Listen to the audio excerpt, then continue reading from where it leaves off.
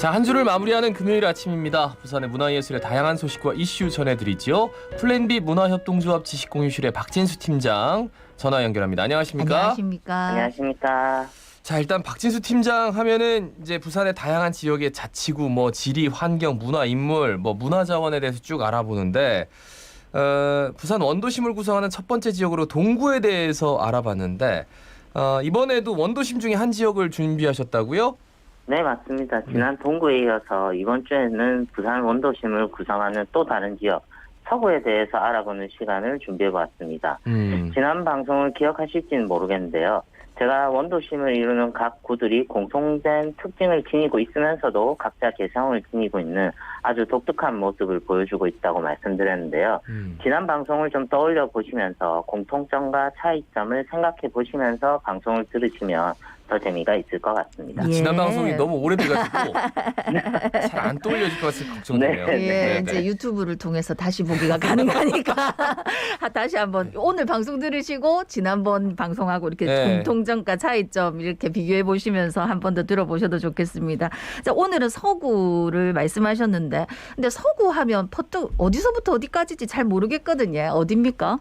네, 그 서구도 부산 원도심의 다양한 지역들처럼 많은 자원들이 분포하고 있는데 네네. 아마 이후에 소개될 부분을 들어보시면 금방 하고 떠올리실 수 있을 것 같습니다. 서구는 부산 안에서도 좀 특이하게 굉장히 좀 길게 생긴 모습을 가지고 있는데요. 북쪽으로는 구덕산이 위치한 서대신동에서 남쪽으로는 암남공원까지 안남동까지 굉장히 길게 좀 구성이 되어 있습니다. 이제 그 사이로 동대신동, 부민동, 아미동, 충무동 등이 위치하고 있고 요 원도심 지역과 마찬가지로 산과 바다를 접하고 있습니다. 또 구덕산, 천마산 등이 중간에 위치하고 있고 서쪽으로는 바다가 있어서 항만시설이 자리하고 있는데 이 시설이 북한과 더불어 부산항의 일부를 차지하고 있는 남항입니다. 부민동, 충무동, 대신동 그러니까 부산의 대표적인 동네인데 거기가 이제 서구다라고 하니까 이제 전체적으로 그림이 막 그려지는데 서구도 그 동구처럼 좀 산과 바다를 접하고 있는 공통점이 있네요. 그러면 차이점이 뭡니까? 먼저 조금 바다에서부터 차이를 보이는데요. 예. 동구의 이 항만시설이 북항이고 이것이 과거부터 오늘날까지 좀 물류나 사람을 실어 나르는 것에 좀 초점을 두었다면 서구의 남항은 수산자원, 즉 고기를 잡고 파는 것으로 좀 중심이 맞춰져 있습니다. 네네. 그래서 부산의 새벽을 여는 공동어 시장도 서구 남부민동에 위치하고 있죠. 부산에는 또 최초로 평가받는 것들이 참 많은데 이 공동어 시장도 부산의 최초 1호 공설 시장에 버금가는 것만큼 근대적 어시장이라고 평가를 받습니다. 특히 이 시장에서 제일 많이 팔리는 어종이 바로 고등어인데요.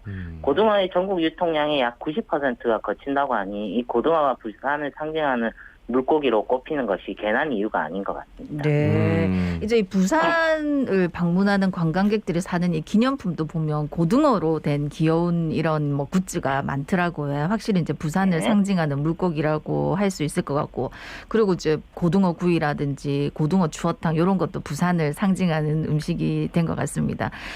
바다 부분에서 이제 공통점과 차이점 알아봤고요. 산은 또 어떤 부분이 비슷하면서 다릅니까? 네, 제가 지난 시간에 망향로에 대해서 말씀드렸는데요. 이 망향로의 마지막 구간이 서대신동까지 이어지고 있습니다. 예. 동구 구간과 비슷하게 도로 좌우로 주거지역이 분포하고 있고 또 동구처럼 평지와 고지대의 차이가 심한 것이 공통점입니다만 서구는 동구와 조금 다르게 부민동, 동대신동을 중심으로 한 평지에도 넓은 주거지역이 자리하고 있습니다. 예. 이 동구의 낮은 지대가 도로나 기차, 항만 같은 기반 시설이 위치한 거와는 조금 다른 면모를 보이고 있는데요. 그러네요.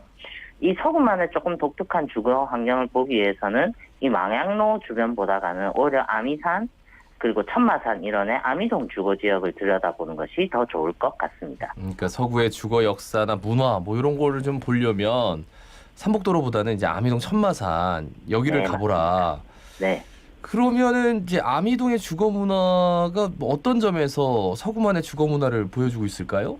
이 아미동 비석 문화마을을 답사해 보시면 이 서구만이 지닌 독특한 산구릉지의 주거 문화를 느껴보실 수 있을 것 같습니다. 앞서 제가 서구의 평지 주거 지역으로 든 부민동, 대신동 이런이 이제 과거 일제강점기에는 일본인들이 거주하던 좀 고급 주택 공간이었습니다. 네네.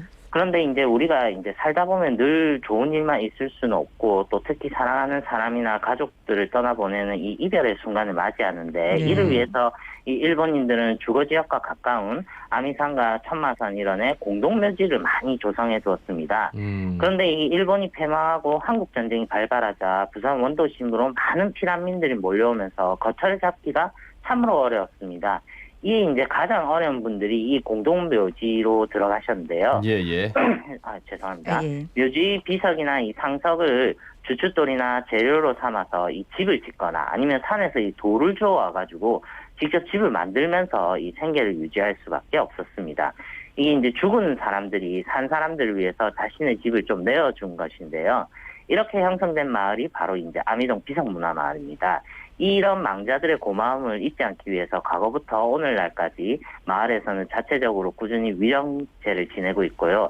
또 이제 마을에 직접 가셔서 보시면 계단이나 벽, 축제 이런 데 곳곳에 사용된 비석이나 상석들을 직접 보실 수 있는데요. 이 비석들을 좀 찾아면서 보시는 재미가 있고 또 만져보시면서 좀 답사해 보시면 또 굉장히 재미가 있을 것 같습니다. 그러니까 이제 아미동 비석문화마을은 이제 피란 문화와 역사를 고스란히 보여주는 그런 곳이네.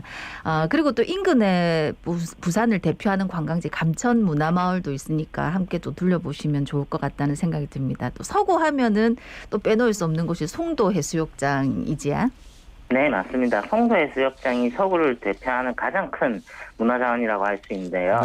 현존하는 우리나라 최초의 공설 해수욕장 1호입니다. 역시 1호 해수욕장답게 1913년에 정식으로 개장했으니까 벌써 100년에 넘는 역사를 가지고 있습니다. 지금은 부산을 상징하는 해수욕장 하면 이제 광안리나 이제 해운대를 떠올리지만 과거에는 송도가 일반지였습니다. 저희 아버님도 어린 시절 원도심에서 보내셔서 이 송도에 대한 많은 기억을 말씀해 주시곤 하셨는데요. 이 과거에는 이 해수욕장에 참 명물들이 많이 있었습니다. 처음 이 해수욕장을 개발한 일본인들은 이 해수욕장에서 수영하고 회를 먹은 다음에 전차를 타고 온천장에 가서 이 온천욕을 하고 숙박을 하는 코스로 많이 다녔는데요. 이게 이제 딱 신혼여행 코스로 적당해서 일제강점기부터 이제 인기 신혼여행지였고 해방 후에 60년대, 70년대까지도 우리나라 최고의 신혼여행지로 꼽히기도 하였습니다. 또 이제 송도를 대표하던 명물로는 거북섬으로 이어지던 구름다리와 케이블카 그리고 다이빙대, 유람선이 이 4개의 4대 명물로 자리 잡았는데요. 좀 이후에 해운대가 개장하면서 송도는 조금 잊혀지는 감이 있었고 이 4대 명물들도 태풍이나 도시개발의 이유로 좀 철거가 되면서 좀 많이 잊혀진 부분이 있었지만 이제 개장 100년을 맞이해서 좀 단계적으로 복원하면서 이것들을 현대적으로 재해석해서 이 전통과 과거가 이어진 새로운 모습으로 오늘날 만나보실 수 있습니다. 근데 뭐 거북섬도 그렇고 뭐 구름다리, 다이빙대 요게 다 새로 생긴 게 아니고 과거에 있었던 것을 이제 역사적인 자원으로 다시 이제 만든 거잖아요. 네, 맞습니다. 그래요. 그 동굴을 소개했던 그 방송에서 원도심에 다양한 예술인들이 많다라고 했는데 서구에도 이제 예술인들이 많다고요? 네, 맞습니다. 많이 계시는데요. 이것들이 이제 원도심이라는 공통점인데 서구를 가장 대표하는 예술인으로는 이 송정해수욕장에서 우리가 축제로 만나볼 수 있는 대중가수시죠. 현인 선생님. 송도해수욕장. 송도해수욕장이죠. 네. 하지만 죄송합니다. 오늘 특별히 조금 제가 소개해드리고 싶으신 분은 바로 먼구름 한영석 선생님입니다. 아마 이 많은 분들이 조금 생소하실 것 같지만 우리가 일상생활에서 굉장히 가까이 만나보고 있는데 이 대동병원의 현판하면 딱 떠오르는 특유의 글씨체가 있으실까요? 이 현판을 쓰신 분이 한영석 선생님인데 이 부산 토박이 출신이시고 또 예술 분야에서 다재다능하셨는데 이 글씨도 잘 쓰셔가지고 대동병원뿐만 아니라 부산 곳곳에서 글씨를 만나보실 수 있고 이 또 예술적 재능 중에서도 가장 깊고 오래 관심을 두신 부분이 연극과 음악 분야였습니다. 그래서 젊은 시절에는 이 독립운동을 하기 위해서 이 예술구국, 예술로 나라를 구한다라는 정신으로 이제 중국에 가서 독립운동을 하셨고요. 이 공로로 훈장을 받으시기도 하셨습니다. 네. 사실 저희 자갈치 아침에 이 시간에도 먼구름 한영석 선생님에 대한 뭐 뮤지컬을 제작한다 해가지고 네, 소개를 네, 한 네. 적이 있거든요. 네, 네, 네. 근데 이제 방금 소개하셨듯이 먼구름체라는 게 있다 하니까 저도 한번 찾아서 보고 우리 청취자 여러분들도 한번 찾아보시면 좋겠다 하는 생각이 듭니다. 그러면 이제 한영석 선생님을 왜 서구를 대표하는 예술인으로 꼽을 수 있는 겁니까? 서구에서 일단 활동을 좀 활발히 하셨고요. 특히 예, 예. 한국전쟁기에 이런 예술국 정신을 발휘하셔서 우리나라 최초의 아동 전용 극장인 자유아동극장을 설립하셨습니다. 이 전쟁이 생기면서 고아들이나 이런 뭐 걸식 아동들이 많이 생기자 서구 부민동에 자신의 집 마당을 개조해서 극장과 야학원을 개설하셨는데 이 전쟁을 통해 어려움을 겪는 아이들을 예술을 통해서 좀 치유하고 이제 새로운 미래를 설계하고 그 꿈을 키우라고 이런 극장과 야학을 만드신 거죠. 당시에만 해도 이 아동극은 한국에서 굉장히 생소하셨는데 선생님 독립운동하러 가셨던 중국에서 이것들 공부 많이 하신 덕에 좀 운영을 하실 수가 있었고 더 놀라운 것은 이걸 전부 사비를 들여서 운영을 하셨습니다.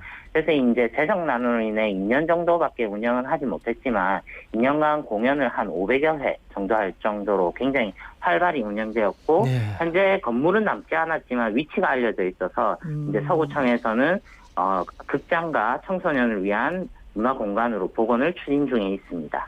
그래요. 예. 복원이 좀 잘 진행되면 또 먼구름 한영석 선생님이 조금 더 알려질 수 있는 계기가 되지 않을까라는 네, 생각도 들고 맞습니다. 그 서구의 다양한 문화 자원에 대해서 이제 소개를 해주고 계시는데 서구 지역 문화를 관통하는 키워드 뭐 어떤 게 있을까요? 저는 좀 서구의 지역 문화의 가장 큰 흐름을 좀 피랑과 해양 수도 부산의 모습을 좀 현대적으로 재창조해 나가고 있는 부분으로 말씀드리고 싶습니다. 이 방송 시간 관계상 좀 말씀 많이 못 드렸지만 서구에는 이제 임시수도 기념관, 이제 옛날 임시수도 때 사용하던 정부 청사 등 네네. 다양한 피란 문화 자원들이 분포하고 있고 또 공동 어시장이나 송도 해수욕장 같은 해양 자원도 풍부합니다.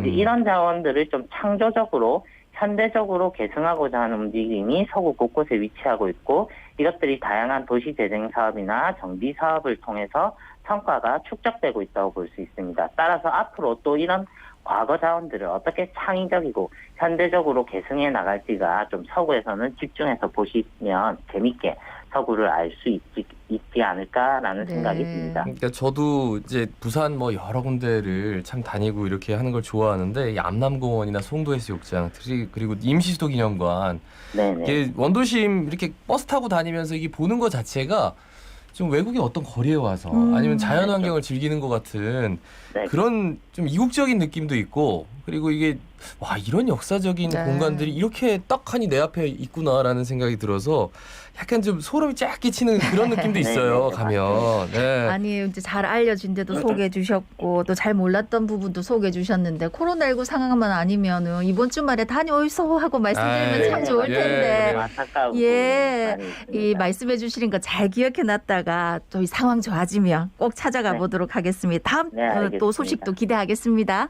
네, 고맙습니다. 예, 고맙습니다.